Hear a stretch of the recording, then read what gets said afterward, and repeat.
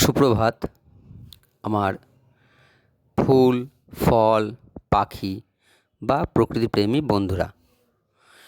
আমি সুজিত সাধুখা হেমাশ্রী ভিলেজ কম্পোস্টের পক্ষ থেকে আমার ইউটিউব চ্যানেল ছোট্ট ছাদ ছোট্ট বাগানে আপনাদেরকে স্বাগত জানিয়ে আজ পদ্ম ফুল গাছ রোপণ ও পরিচর্যা বিষয়ক সুন্দর একটা তথ্য নিয়ে উপস্থিত হয়েছি। তো বন্ধুরা, আমরা অবশ্যই ফুল বা ফল বা গাছ এগুলো কিন্তু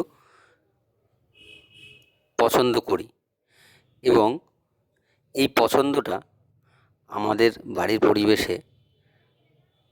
পরিবেশের সঙ্গে যদি মিলেমিশে একাকার হয়ে যায়, সেক্ষেত্রে কিন্তু আমাদের একটা অন্যরকম অনুভূতি আসে, স্বাচ্ছন্দ্য, আনন্দ, সবুজের সমাহারের সঙ্গে মিলেমিশে একাকার হয়ে যায়। তো বন্ধু,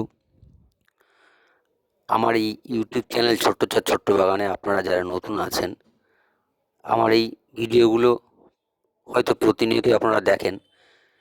তো এই ধরনের ভিডিওর আপডেট প্রতিনিয়ত পেতে হলে আমার ইউটিউব চ্যানেল ছোট্ট ছাদ ছোট্ট বাগান আজই সাবস্ক্রাইব করুন।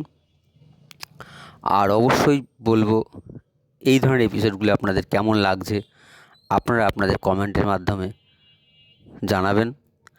আর আপনার প্রিয়জনের মধ্যেও এই ধরনের অভিরুচি সম্পন্ন চিন্তা চেতনার বহিঃপ্রকাশ ঘটাতে বা ছাদ বাগান বা গাছ রোপণ পরিচর্যার একটা সুন্দর ইচ্ছা জাগাতে এই ধরনের ভিডিওগুলো অবশ্যই শেয়ার করুন। তো বন্ধু, দেখুন, আজ পদ্ম ফুল গাছ কীভাবে আমরা আমাদের বাড়িতে তৈরি করব এবং পর্যাপ্ত পরিমাণে ফুল পাবো, তার একটা সুন্দর পরিকাঠামোগত আলোচনা আজ আমি আপনাদেরকে দেব। তো প্রথমে বন্ধুরা, এর বীজ সংগ্রহ করবেন, যেটা বাজারের বীজের দোকান থেকেও সংগ্রহ করতে পারেন, অথবা অনলাইনে এখন বিভিন্ন প্রজাতির বিভিন্ন রং বেরঙের পদ্ম ফুলের বীজ আপনারা অনলাইন থেকেও সংগ্রহ করতে পারেন। তো সংগ্রহ করার পরে বীজগুলিকে কিছুদিন জলে ভিজিয়ে রাখবেন এবং ভেজানোর আগে মুখের দিকটাকে ভালো করে সানে বা পাকা মেঝেতে একটু ভালো করে ঘষে নেবেন, তাহলে অঙ্কুরোদ্গম হতে সুবিধা হবে। তো বন্ধুরা, বীজের মুখের যে দিকটা সেটাকে ভালো করে মেঝেতে ঘষে নেবেন, নেয়ার পরে জলে ভিজিয়ে রেখে দেবেন। দেখবেন অঙ্কুরোদ্গম হবে। অঙ্কুরোদ্গম হওয়ার পরে জলগুলোকে কিন্তু নতুন করে চেঞ্জ করে জল দেবেন, সেক্ষেত্রে ফাঙ্গাস আক্রান্ত হবে না। আর এইভাবে এই পদ্ধতিটা অবলম্বন করবেন যতক্ষণ পর্যন্ত শিকড় এবং তার অগ্রভাগের যে ডালটি সেটি বা পাতাগুলো একটু না বেরোচ্ছে।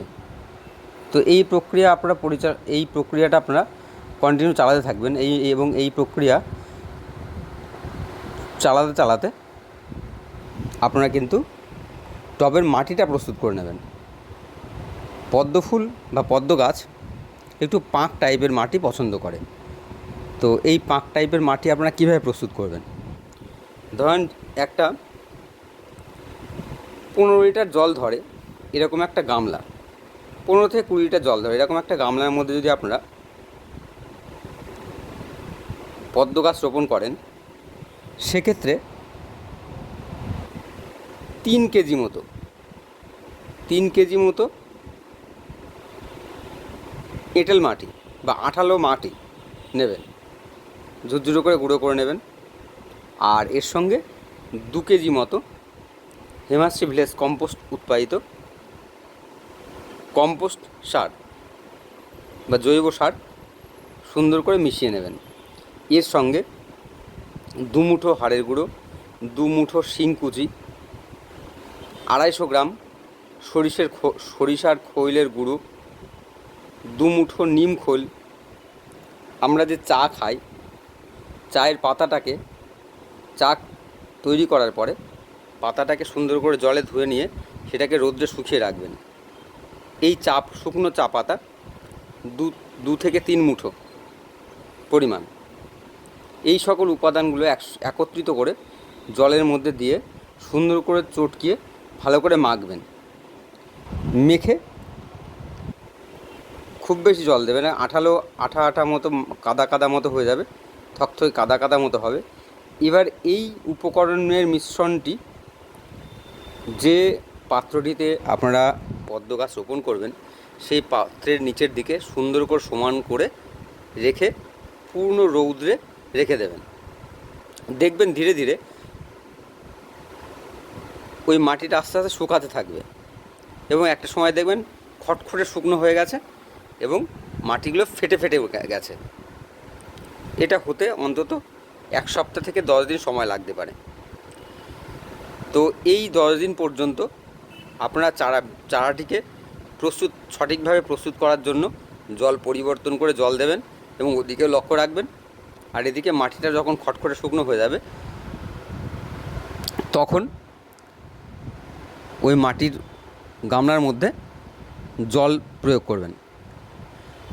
যেদিন জল প্রয়োগ করবেন তার পরের দিন দেখবেন হালকা মাটির পরিবেশটা একটু হালকা হয়ে গেছে এবং দেখবেন চারা গাছটাও কিন্তু আপনার টবের মধ্যে বসানোর মতো একটা পরিস্থিতি তৈরি হয়ে গেছে, শিকড় হয়েছে এবং তার অগ্রভাগ থেকে বেশ কিছু পাতাও কিন্তু বেরিয়েছে। তো এবার সেখানে ওই পদ্ম চারাগুলিকে আপনারা রোপণ করুন এবং রোপণ করার পরে আস্তে আস্তে জল ঢেলে দিন এবং জলের পরিমাপটা আস্তে আস্তে বাড়াতে থাকুন। পাতাগুলো যেমন বাড়তে থাকবে ঠিক আস্তে আস্তে জল দেওয়ার পরিমাণটাও বাড়াতে থাকবেন। একটা সময় পূর্ণ মাত্রায় জল দিয়ে দেবেন। তো এই হচ্ছে পদ্ম গাছ রোপণের পদ্ধতি, মাটি তৈরি করা এবং চারা তৈরি করা। একইভাবে মাটির গোলা তৈরি করবেন। জৈব সার, এঁটেল মাটি, শিংকুচি, হাড় গুঁড়ো, চায়ের পাতা, নিমখোল এগুলো দিয়ে মিশিয়ে কাদা করে রৌদ্রে শুকিয়ে সেই গুলিগুলো 3-4 মাস 5 মাস পর ওই গোলাগুলোকে জলের মধ্যে দেবেন। তাতে করে গাছের খাদ্যের চাহিদা পূরণ হবে এবং গাছ কিন্তু পূর্ণ মাত্রায় বেড়ে উঠবে এবং অফুরন্ত ফুল দেবে, যা দেখলে মন প্রাণ ভরে যাবে। পুরনো শুকনো পাতা এবং কুড়িগুলোকে যদি কেটে ফেলে দিতে পারেন, পরিষ্কার পরিচ্ছন্ন রাখতে পারেন, ভালো হয়। তো যাই হোক, যদি আপনাদের অবসর বিনোদনটা আরও সুখময় হয়ে উঠুক, বাড়ির পরিবেশটা আরও সবুজ সমারোহে পরিপূর্ণতা পাক। তো বন্ধুরা, আবারও বলবো, আমার ইউটিউব চ্যানেল ছোট্ট বাগানে যারা নতুন আছেন তারা অবশ্যই চ্যানেলটিকে সাবস্ক্রাইব করুন এবং এই ধরনের ভিডিওগুলি আপনার প্রিয়জনের মধ্যে শেয়ার করুন, যাতে করে তারাও, আপনার প্রিয় বন্ধুরা এই ধরনের কাজ করতে উদ্বুদ্ধ হয়। আর অবশ্যই কমেন্ট এবং কমেন্টের মাধ্যমে আপনাদের মতামত শেয়ার করুন, যাতে করে আমিও এই ধরনের কাজ করতে উদ্বুদ্ধ হই। বন্ধুরা, তো পদ্ম গাছের মতো আরও অন্যান্য গাছ রোপণ ও পরিচর্যামূলক ভিডিও আমার ইউটিউব চ্যানেলে সর্বদা আপনারা পেতে থাকবেন।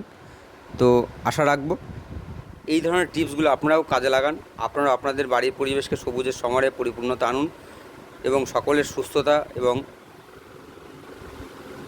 সাফল্য কামনা করে হেমাশ্রী ভিলেজ কম্পোস্টের পক্ষ থেকে গাছ রোপণ ও পরিচর্যার জন্য আবারও স্বাগত জানিয়ে আজকের মতো এখানেই বিদায় নিচ্ছি। আবার আগামী দিনে কোনো নতুন চারা গাছ রোপণের পরিচর্যার কথা নিয়ে হাজির হব। সকলে ভালো থাকুন, সুস্থ থাকুন, নমস্কার।